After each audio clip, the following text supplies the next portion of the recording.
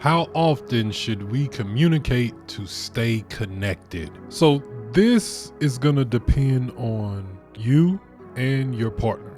Now, I can tell you what me and my girl do. So we used to, before our schedule changed, we used to mainly text, and we would call each other maybe once a week, sometimes once every 2 weeks. And like I say, that was good for us because we don't particularly like to talk on the phone like that.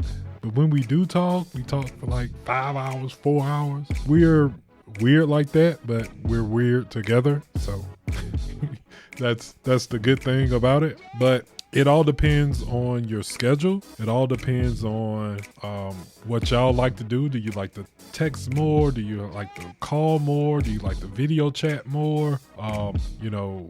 Is the service, does she have service often over there? Sometimes they deal with blackouts in a lot of countries. They have just random blackouts. So all of that plays a factor in like your communication. But as long as y'all talking about it, talk about, how often you want to call, how does it feel, are you feeling left out when you text versus when you call and things like that. Just talk about it and things like that. How can we build trust when we're so far apart? Now, this is a good question because you're not there to actually lay eyes on your partner, to actually see and verify what your partner is actually doing. So you're not there. So the way you build trust in a long distance relationship is basically you have to be honest from the rip. You need to be vulnerable with each other. Telling something that you would only tell a close friend, consistently communicating, and, having a plan of action and doing what you say you're going to do. And I think that is key. If you say you're going to do this, you do it, no matter how small, how big. And doing all of that builds trust over time. So trust is earned slowly, right? Trust is earned very slowly, but the trust that you build up, you can lose it in an instant. So it takes a long time to build up trust, but it takes a second to lose it. How can we handle jealousy or fears of cheating? So number one is trust. You have to obviously trust each other, and you have to build that trust throughout time. Also, I would say if your partner is having fears of cheating, jealousy, I would say number one, look at who you're hanging around with, because a lot of times the perception of cheating is just as bad as cheating. Meaning it can cause some of the same effects as you actually cheating, right? Simply because your partner can't tell the difference. So, always make sure that you're putting yourself in the best position.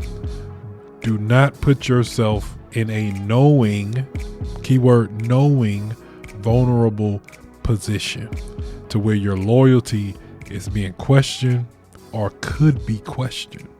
And then also, you can talk about these things. Talking about all of this stuff, hey babe, I'm a little jealous. I feel jealous when this happened. When you doing this, do you think that's a smart position to put yourself in?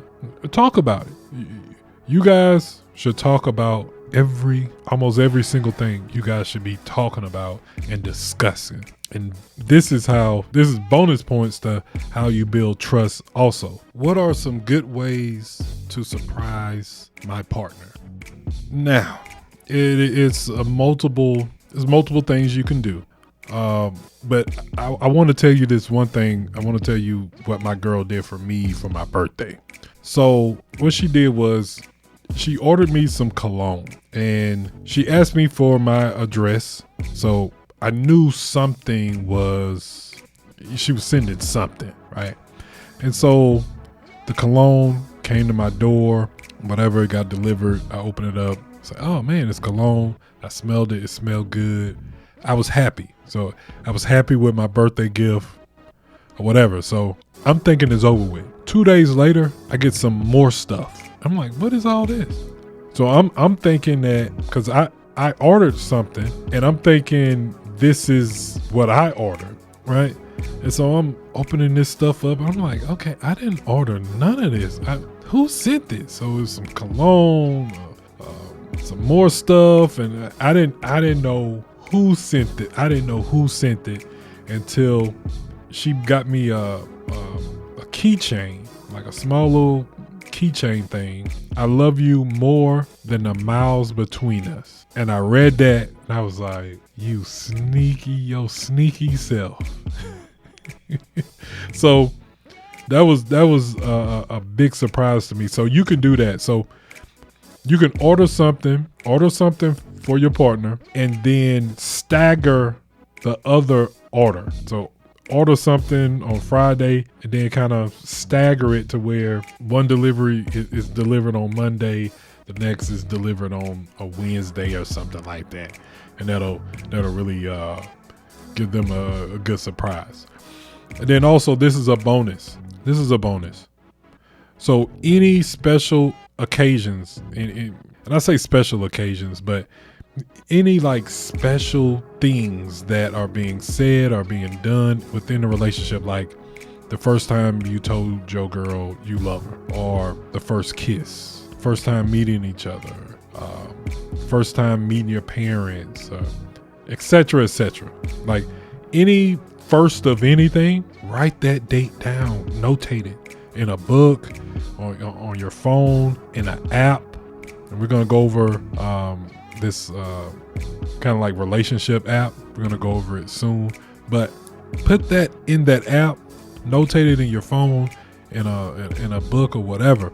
And when you want to surprise her, you can just go through that book, go through your dates and look, and then you can start celebrating those days. You don't have to celebrate them every single year. You can celebrate them every other year or whatever, but you need variety, in my opinion. You need variety to kind of, keep things fresh. And doing things like this kind of, it refreshes the relationship.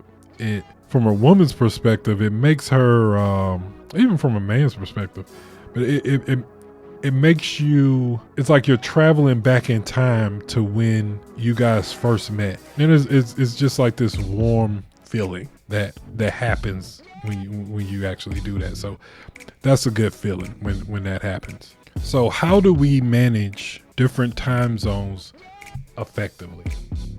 So first of all, you want to make sure that on your phone you have your partner's local time on your phone. And so you know what time it is over there, so you know where to call, you know where she at, if she's at work, if she's over here, if she's over there, or whatever, right?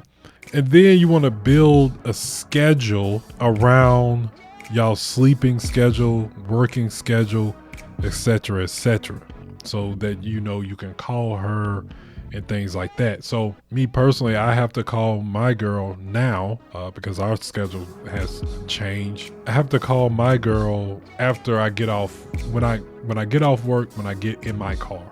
That's when she's available. Any other time, I'm not really available. So that's our window to talk on the phone freely.